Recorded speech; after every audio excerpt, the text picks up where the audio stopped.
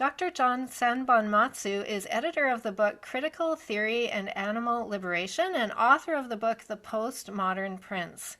He is associate professor of philosophy at Worcester Polytechnic Institute, where he teaches classes in ethics, social and political theory, and the philosophy of technology. John is the founder and main designer at cleanmeathoax.com. Thank you so much for taking the time today, John. My pleasure. Thanks for having me, Janine. Yeah, absolutely. So, what's your vegan story? When did you enter this journey? Well, I guess, it was in college. I was in a bookstore in Amherst, Massachusetts, and I came across a book by Peter Singer, which probably many of your listeners will be familiar with, called Animal Liberation. I had read an essay of Peter Singer's on another topic in my philosophy class. That was my first year in college, and so I was just curious to see what else he'd written.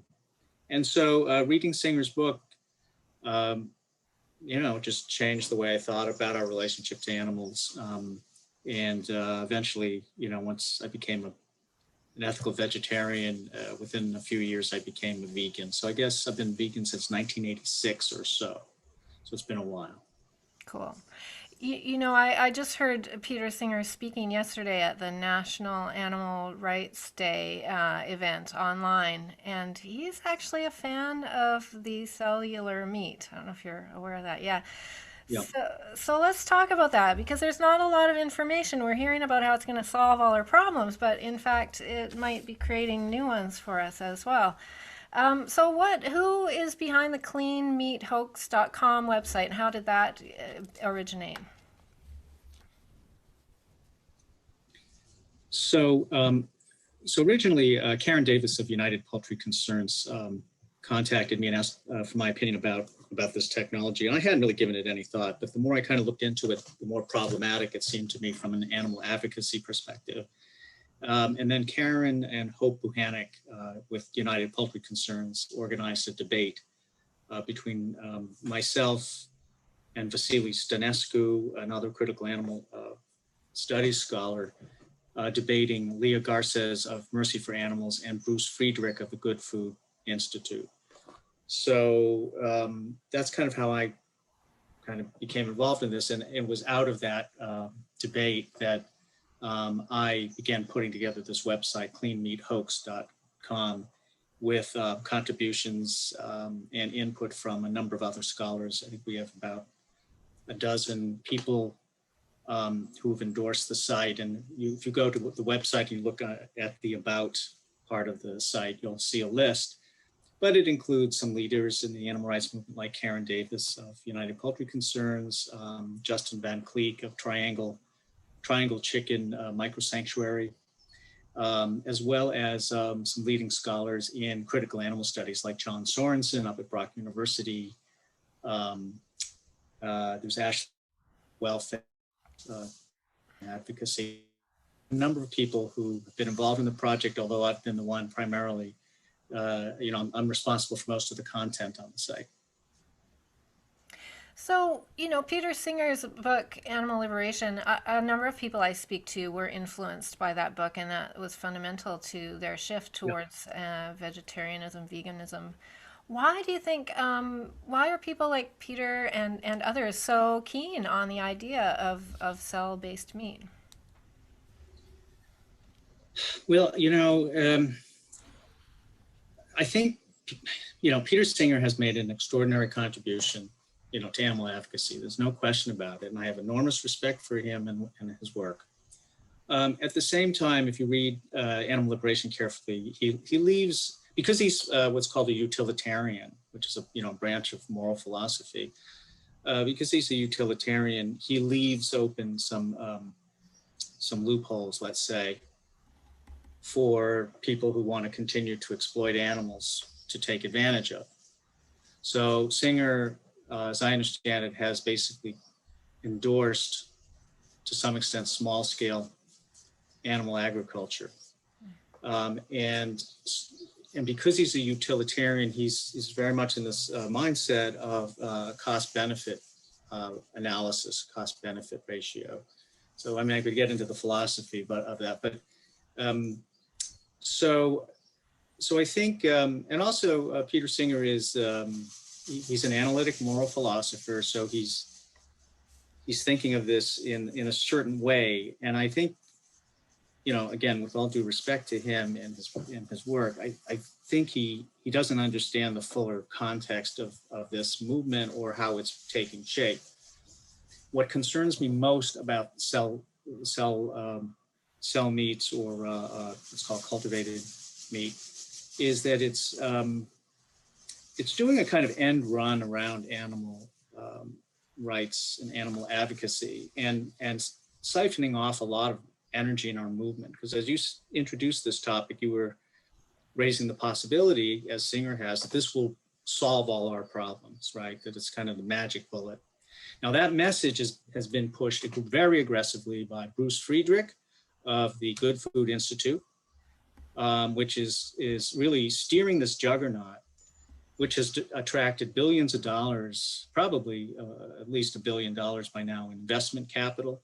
It is a market that what's called the alternative protein market is expected to be worth, you know, perhaps hundreds of billions of dollars in the years ahead. So there's a lot of money riding on this and a lot of momentum for that. But what people don't realize in our movement is that these technologies are being integrated into an overall platform of quote, protein that includes factory farming, that includes small-scale animal agriculture. From the point of view of the meat industry, certainly this is not going to replace those traditional or conventional meats, and it's a dangerous message that I think that advocates like Bruce Friedrich are putting out there when they say this is the solution. It isn't the solution. Could it be part of a solution?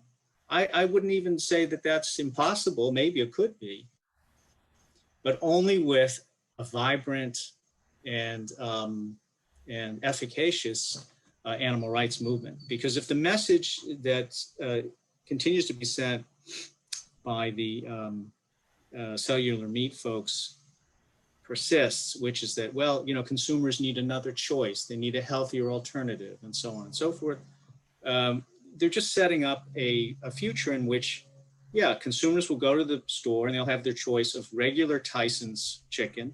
They'll have their choice of what's called Chicken Plus, which is a monstrous kind of product developed by Purdue.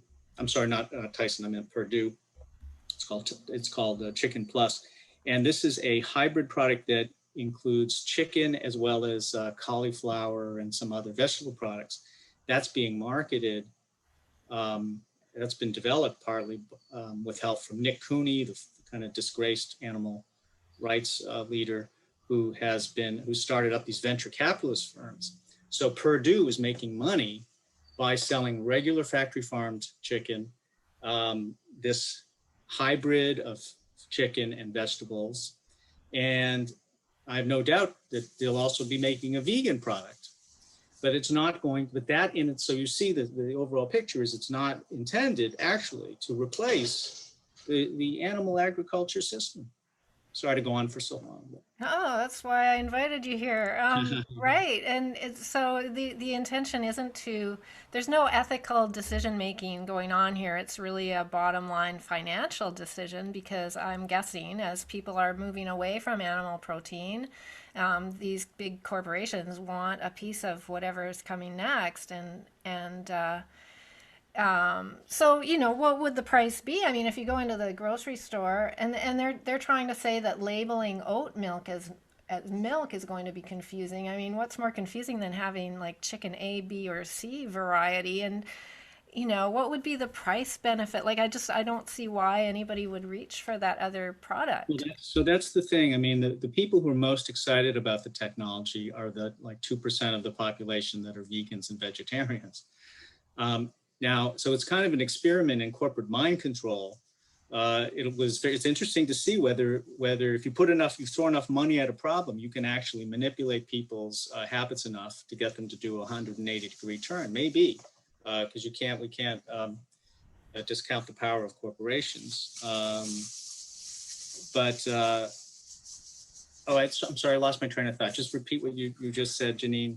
Oh, just the confusing Oh, yeah, yeah, thing yeah. If I for could, consumers. Yeah. yeah, if I could address that.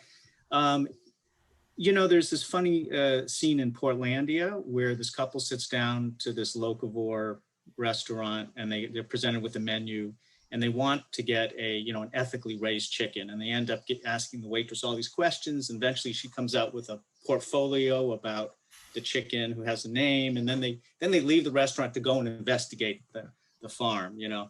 There's no way a consumer can know. I mean, Chipotle's in 2018 and 2019, investigative, like undercover reports and whistleblowing reports just outed them. They were selling supposedly humane, ethically raised animal products. And what researchers found, first of all, is that they were actually sourcing some of their meat products from like the largest feedlot, factory farm feedlot in California, and labeling it humane and organic. Wow. And then they were also a whistleblower worked there, a manager, I think, documented that they were switching labels. So they would like take chicken they bought from Tyson's and then slap an organic label on it. The point is, how can you know? And so if you're at a restaurant and it says, oh, well, this is laboratory or whatever, this is a synthesized cultivated meat, and if the product literally is meat, which means that even under a microscope you couldn't tell the difference. I mean, I see there's a lot of potential for confusion there.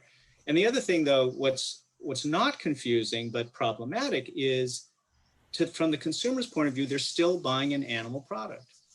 And these companies are marketing meat as an eternal, in other words, a permanent fixture of the human condition, animal flesh. We have to keep eating it. It's the most wonderful thing in the world. And we need it.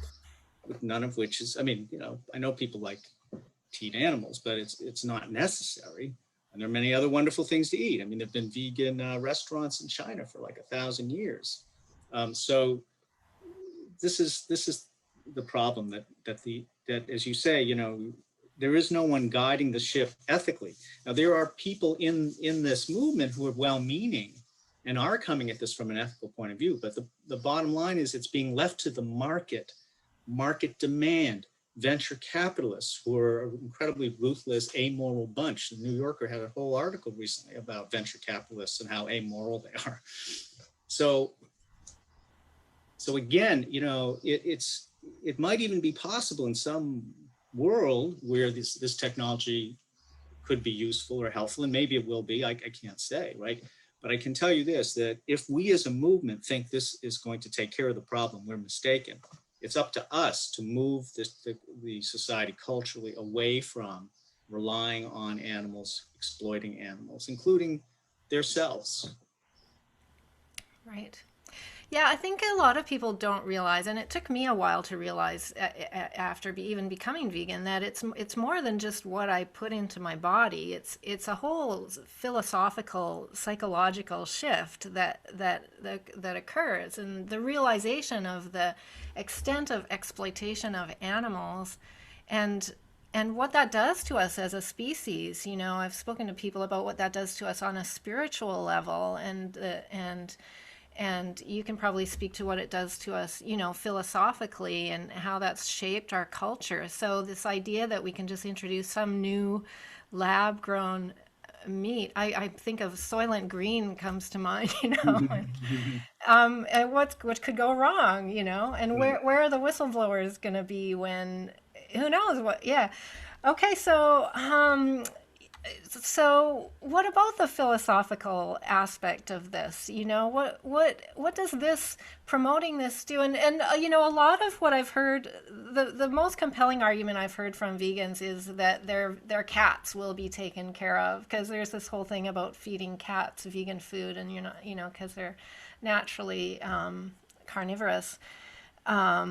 But what does this? How does this whole clean meat idea kind of dilute and challenge what we're really trying to do as vegans is help reshape our culture into becoming more humane and more compassionate? Yeah. Great questions. You know, I just want to just briefly mention, you know, I don't have any objection personally to using this technology for cat food, or, I mean, really cat food. Dogs don't have to be, dogs can be vegan without any difficulty.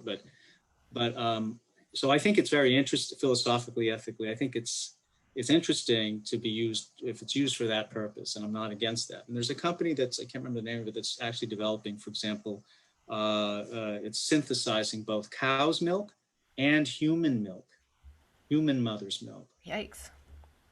so that children, you know, can, because there are, you know, some women have trouble lactating, whatever, and this would be a way for, you know, a healthier, more natural, seemingly natural product. So I think I'm not necessarily against all uses of this technology. I'm just against the way it's being marketed, and the assumption that it's going to solve the problem. You know, in terms of, you know, veganism, you know, I prefer to think of myself as I guess an animal liberationist, more than a vegan per se. I mean, I don't. If I thought that this technology was going to do the trick, then whether, you know, then I wouldn't have any objections to it, you know, on questions of veganism. But, you know, what you just said is really important, which is that those of us who are in the animal advocacy movement are trying to create a new kind of civilization. Now, what we mean by that is up for grabs. We could imagine a new civilization where animals weren't exploited, but we were still waging wars, where women still didn't have equality, where, you know, Black Americans and people of color were still treated as second-class citizens, right?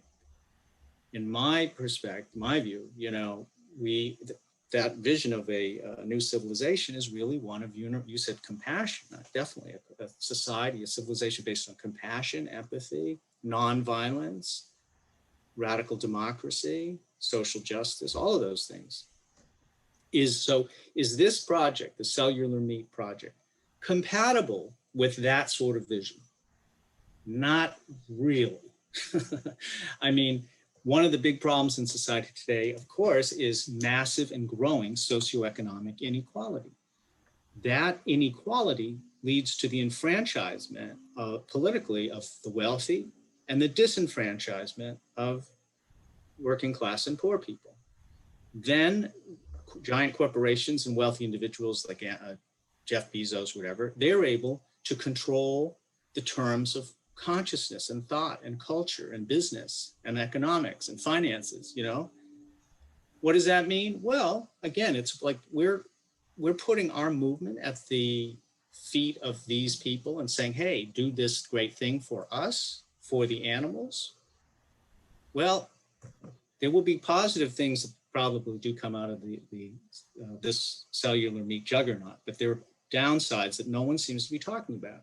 Namely, that because it's being driven by venture capital, the billionaires behind this movement are going to become even more billionaire-ish. They can accumulate even more money. There's the question of food justice. At least initially, these products will be more expensive. That's kind of right, will be expensive than conventional meats. The argument is once they scale up, they'll be able to outcompete conventionally raised animal products. Is that possible? And no one really knows. I mean, that's the claim. But again, because the people like Bruce Friedrich at the Good Food Institute, Paul Shapiro, former HSUS executive, and so forth, when these folks are cozying up to forming alliances with praising the biggest killers of animals on the planet. These are the same people who were behind the humane meat movement again in the early 2000s, you know, partnering with Whole Foods, John Mackey, Whole Foods, to create, you know, this animal compassion partnership and so forth, where animals can be killed in the billions, and that's considered a partnership with, you know, with them. These are the same exact same people who are now in charge of this. So again, I don't think that, to me, at least the kind of vision that I think we should be moving towards is not that vision. It's not that vision. So again, I'm sorry to go on so long. No, don't be sorry. My gosh, I mean, that's the whole point of this. Yeah, so yeah, and you know, for people who don't really get that, there's also a humane hoax. I like that you've called your project the Clean Meat Hoax, because it really is. It's some corporate trickery. You know, the people I've tried, you know, we all try to encourage our friends to educate themselves about the issues and become vegan. And one of my friends, she tried and she failed because she didn't do it right, basically, from a dietary perspective. And it got frustrating for her just biologically. So she stopped and went, oh, well, I'll just be a humane vegetarian. I can go to the farmer's market and I can buy these products. And you know, so do you want to speak? Can you speak to what the humane hoax? Do we have lessons from the humane hoax that we can take to this new challenge? Yeah, so there's been the sea change in our culture around meat, right? That's taken place over the last 15 years or so. It was driven by kind of an alliance between the organic foods industry, small scale or smaller scale animal farmers being squeezed, locavores, people, you know, argued that we should eat only locally grown produce and locally raised animals. Michael Pollan's book, The Omnivore's Dilemma, which came out in 2006, kind of primed this pump or created an intellectual framework, a rationale for it. And the idea is that animals benefit too. So I could go into more of what's wrong with that. I'm actually writing a whole book Cool. right now on that subject called The Omnivore's Deception, which takes aim at this notion of the enlightened omnivore, right? The idea that, well, you know, no one wants to be a vegan, and yet we don't want those terrible, ugly factory farms. So here's the nice compromise. The sweet spot in the middle is we'll just, as your friend does, you know, we'll seek out cage-free eggs, which, by the way, of course, eggs don't come in cages. Chickens don't come in cages. Anyway, so that's going to be the solution. But you know, after 15 years of this movement, Americans are eating more meat than they've ever eaten before. There are more, you know, factory farming is growing everywhere around the world. You know, animals are suffering just as much as they did. They're being killed in even greater numbers than before. So it's not a solution. And furthermore, the whole notion that you can kill another sentient being humanely, except in moments of extremis, is to say genuine cases of euthanasia, where you have a companion animal who you care about and you want to relieve their suffering because there's no choice. Killing in that context is completely different from taking a healthy juvenile animal and cutting that animal's throat or shooting that animal in the head or whatever. And so that's perverse. I could get into that, you know, but it's a kind of this all animal agriculture is ultimately a kind of death fetishism and a normalization of violence, extreme violence. All of it is, and it's always been the case for thousands of years. It's not, the problem is not factory farms. So the humane meat movement, and it continues. Leah Garth says in her book, Grilled, which is like another welfarist book, you know, constantly goes on and on about factory farming, factory farming. We have got to stop talking about factory farming. We have got to start talking about animal agriculture as the problem. That is the problem. And the fisheries industry.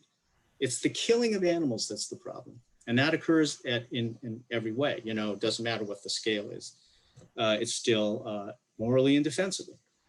So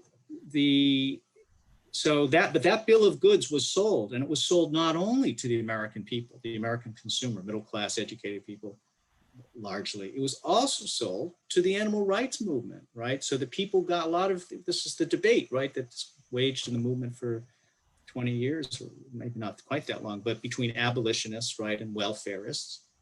Well, the welfarists have won for now. I mean, I'm sorry to say that they have dominated the discourse because they've been in charge of the major animal advocacy organizations. You know, they've got money behind them. And so the title of our website, Clean Meat Hoax, is, again, it's the same people behind pushing this new technology. It's a similar kind of bait and switch where, what's being held out is the Holy Grail. We're going to have, this is the Hail Mary pass, as I like to call it. We don't need to convince people to care about animals. We don't have to convince people to embrace that vision that we were talking about of a changed world, a different kind of civilizational order based on different values, different institutions. We don't need any of that. And the people say that. Bruce Friedrich goes out on the stump and says that. We're taking ethics off the table, quote unquote. That's a direct quote from Friedrich. We're taking ethics off the table. All we need to do is have this, we can trust the venture capitalists to figure it out with this high-tech thing, and then it'll all magically work out, So it's a kind of a sleight of hand. And it's not total flim-flammery, because I do think that there's a lot of hype around this technology, but it's likely that there will be products on the market in the next several years, but they will not be outcompeting traditional products. And it's unclear why my neighbors here say, who are not vegetarian and don't care about animals, why they're going to want to switch to that high-tech thing when they can have the real thing, right? The traditional product that's raised by hardworking farmers who are going to be put out of business by these evil venture capitalists in Silicon Valley. You see the thinking here, right? So meat still has this attachment to authenticity, right? Consuming the animal's flesh, I could go into that. That's a whole, thousands-year history where humans build their identity up on the dominance of other species, right? So it's hard for me to see why people are going to be flocking to this untried technology, food technology, when they can have the real thing or the natural thing that may even be cheaper, Well, and especially now that the discussion of where maybe COVID was released from a lab, I don't think labs are particularly high in people's esteem right now. So, and what about this article I found about job vacancy must be willing to space travel? So the European Space Agency is seeking a cultured meat specialist to go into space so they can colonize other planets, I guess, with this. Is this on your radar? Well, I was very glad you sent that link to me. I was astounded. I had not heard that. I mean, it's kind of flabbergasting. It's hard to know what to say, except that I'm personally I teach philosophy of technology, as you said, and I'm very, very skeptical of the idea of interplanetary exploration and of colonizing other planets. First of all, if you think about what it means to colonize, that didn't go so well on this planet, right? Colonialism was a project of subduing and in some cases exterminating, the native inhabitants. It was tied to capitalism and et cetera, et cetera. Well, not such a good project. So the idea that we should colonize other places is ludicrous. And furthermore, the idea that we can go to some dead world, dead planet, wherever, Mars or whatever, and terraform it, create it into a vibrant living world that we can live on. We're destroying this world, right? All the animals on the earth are dying. We're in the greatest mass species extinction event in 65 million years. Global warming, of course, is leading to acidification of the oceans, et cetera, et cetera. So we're literally tearing up the life support systems of this planet. And we have the hubris and to go and think that we can go to another planet and set up shop there. It's just ridiculous.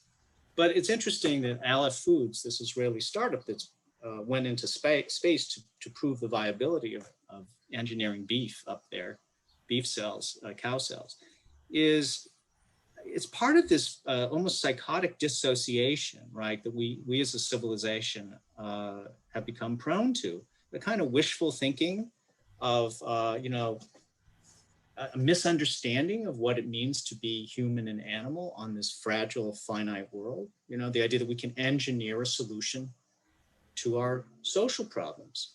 And this is where I disagree very sharply with Peter Singer, who seems to have, you know, a lot of sympathy for the cellular meat thing. Problems that are social in origin have to be solved through social means.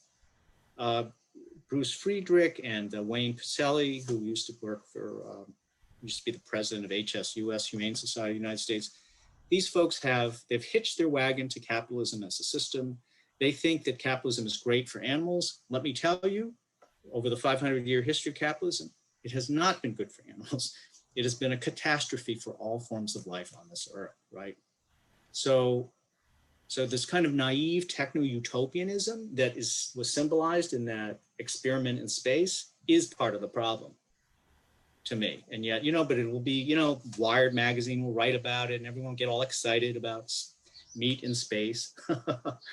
But it's such a distraction from the problems that we have right here on our planet, you know, and we can't escape it. We're not going to escape those problems or engineer a way out of them. Yeah, I remember, you know, years ago when people used to talk about clean up your room. Like, you can't just go mess up someone else's room. You got to clean up your own room first, right? So let's look at a little bit more intensely at the cell-based meat, and because some of the claims, you know, that it's going to solve all our problems. So in terms of things like health and environment and ethics and the zoonotic situation and animal liberation and inequality and food justice. So let's just run through those. So we don't really know about health. Is it going to not cause heart disease and diabetes and cancer the way that we know animal protein does to our bodies? I don't think there's a very good answer to that. I mean, prima facie, of course, it's going to have those same problems because it's actually meat. You know, now they can engineer it that's in ways that maybe has lower fat content or something like that, but it's still going to be the equivalent of, you know, whatever lean meat products. I mean, so on the health question, I mean, just in terms of, nutrition and diet and stuff, it's at best, it's unclear. And at worst, we just, I think, have to assume that, yeah, some of those same problems are going to come with these products. Right.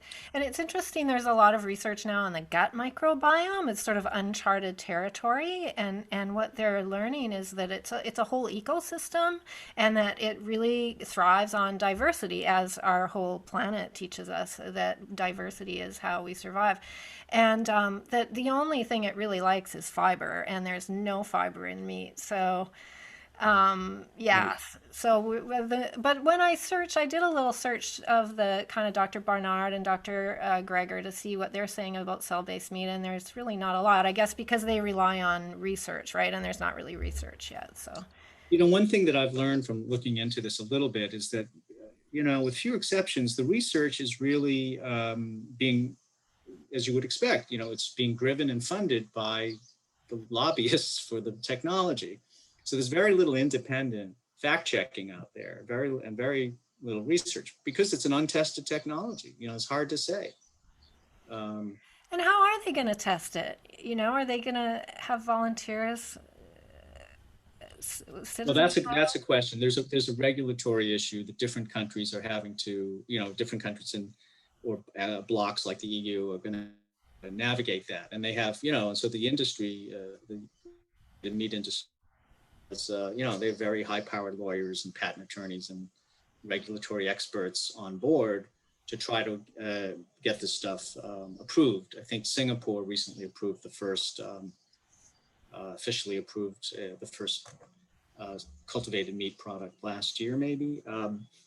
So people are already eating this stuff. I mean, there are trials of it, but you know, they're going to have to design, you know, tests that are going to placate the regulators. And I think they will, because this is such a powerful juggernaut. That I don't think this, you know, under capitalism, the state is the tail on the dog, really. You know, I mean, that's why whatever the industry is, they're all always poorly regulated, whether it's big pharma or the nuclear energy industry or the military industrial complex. They're the ones in the driver's seat. So I don't think it's going to be a problem. They'll get this stuff passed. It'll pass muster. I don't think that we have to worry that this technology is going to produce more health problems than regular meat products. And in some cases, I mean, like there's also work on seafood, right? Marine animals, crustaceans, crabs, prawns, and so forth. Who are there are companies producing seafoods which are not as I mean, they're healthier to eat than land animals, right? Generally, I think. Well, I don't know. I'm not a nutrition guy. Yeah, no, the plant-based doctors say no, we don't, none of it's any good. I don't know. But you asked about some of the, what were some of the other? Well, now I'm thinking about the zoonotic issue. So the idea that, SARS and MERS and COVID and swine flu and avian flu, they're all the result of the way we exploit animals. So maybe this is a way of not exploiting animals in crowded conditions and removing their habitat. Is there something to that? I think so. I think that is. I mean, the thing is, because you're growing animal flesh, there's always the chance for some kind of contamination, right, and the growth of pathogens. But in a lab or a vat, an artificial setting, you can control that. I think a lot better than you could in a live animal environment, because as you say, here you have these suffering animals who they're wading in their own feces and urine, and they've got open sores, and their blood is everywhere, and viruses. There are trillions. Scientists estimate there are trillions of viruses native to the bodies of animals on this earth, and they're just waiting to be unleashed by humans. I mean, think about that. Millions or trillions of these viruses. So if you don't have the live animal body serving as a kind of production factory for potential zoonotic diseases, then yeah, you're doing better off if you can. So I think that part of the argument makes sense. That it's safer that way. I think so. All right. And what about, we've kind of talked about ethics and food injustice. We've kind of talked about that, how it's not necessarily going to feed the planet the way that a plant-based world would feed the planet easily, right? Well, on that point, I do want to say that, so the big selling point of this technology, according to its boosters, is that it's the answer to sustainability, right? The reason that this technology is even plausible or viable is because we're running out of Earth. Given population growth, it's a simple math problem. There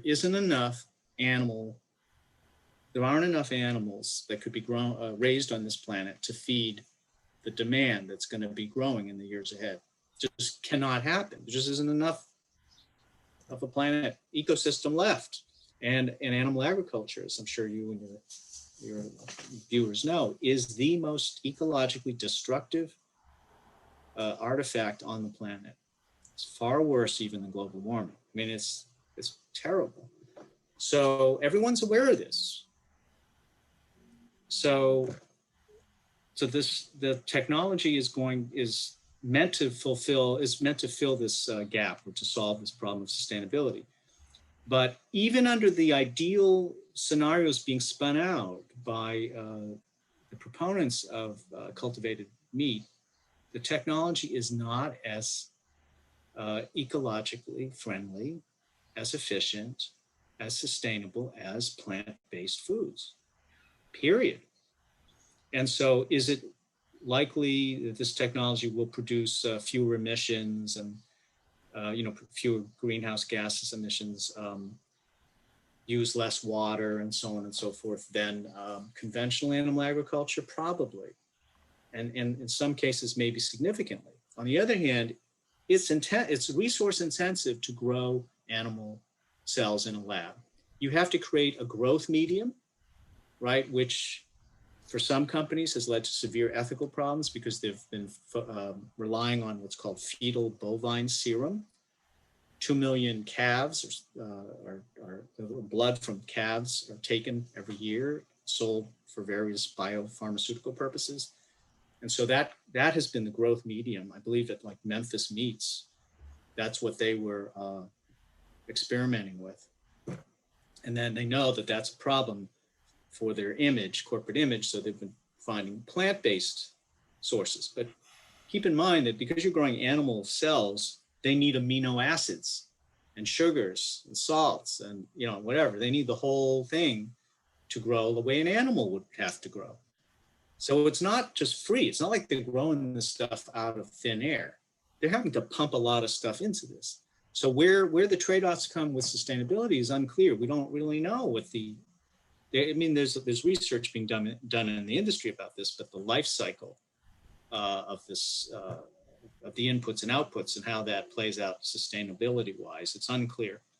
But as again, my main message there is that even in the best case scenario, it's not as ecologically friendly as plant-based foods.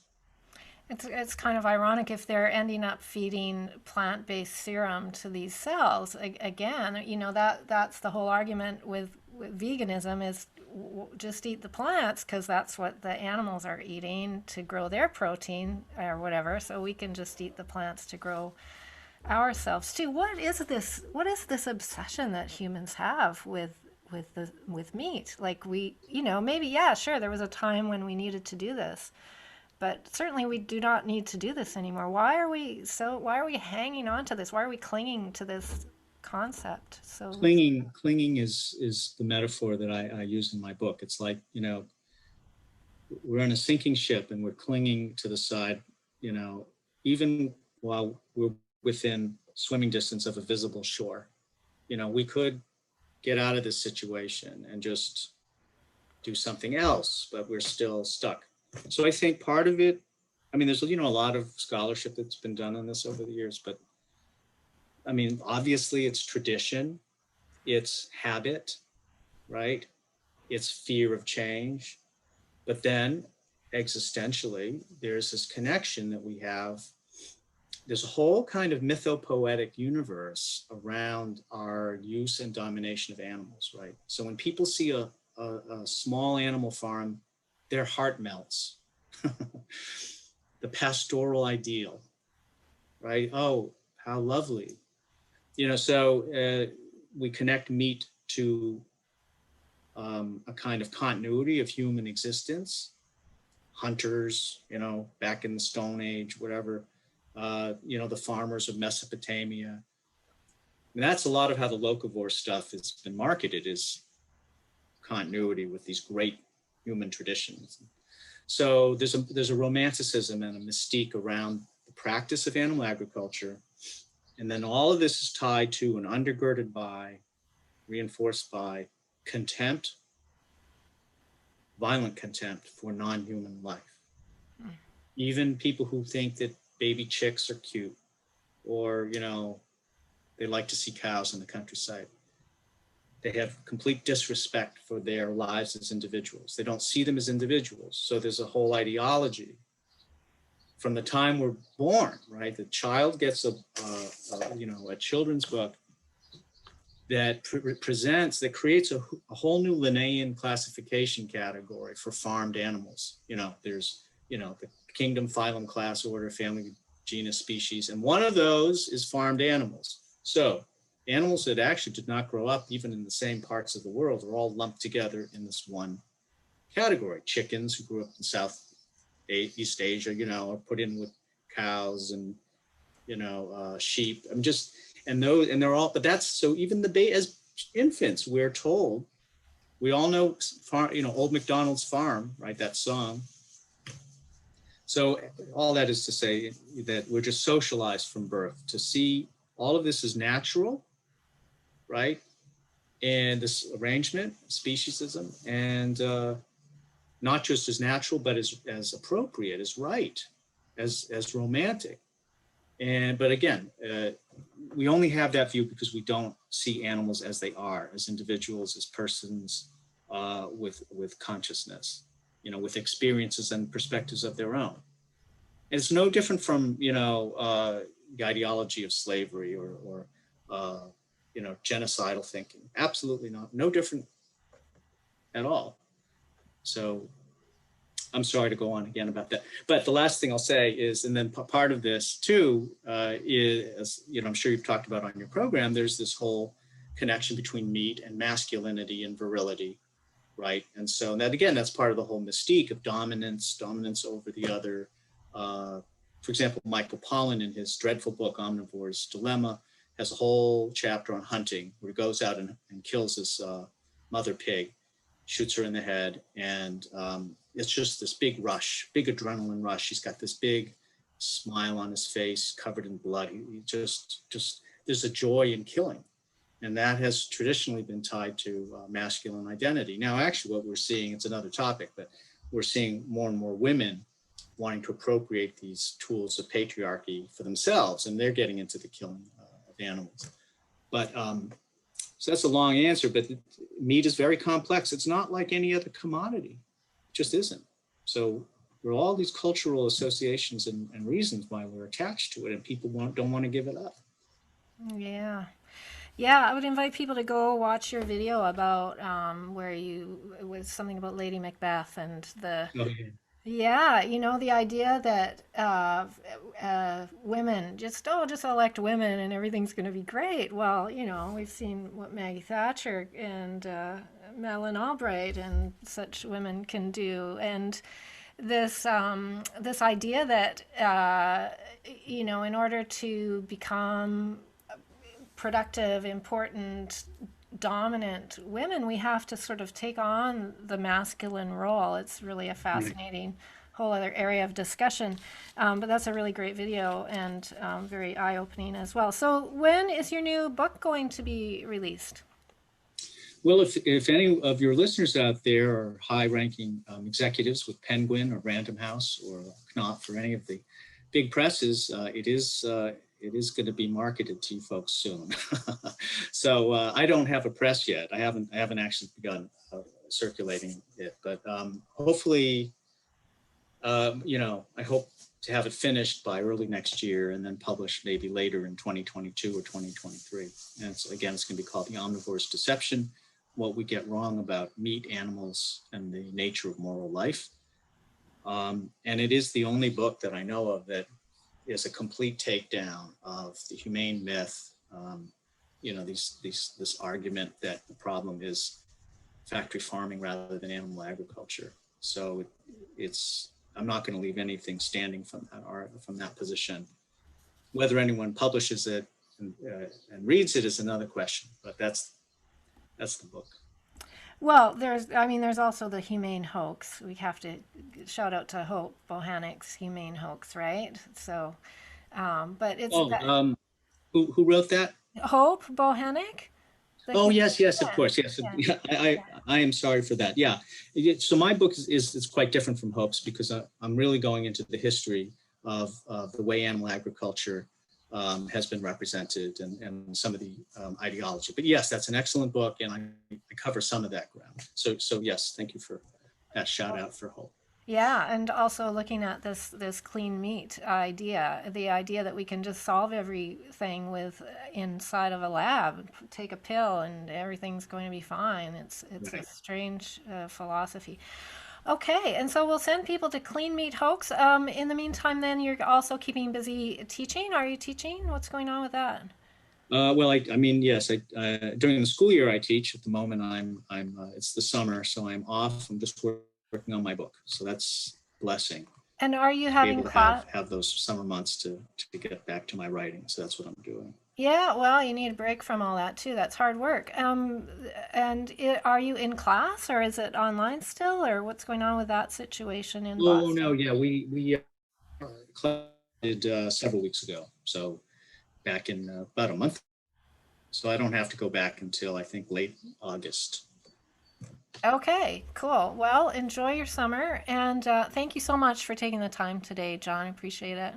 Thank you, Janine. It's great talking with you.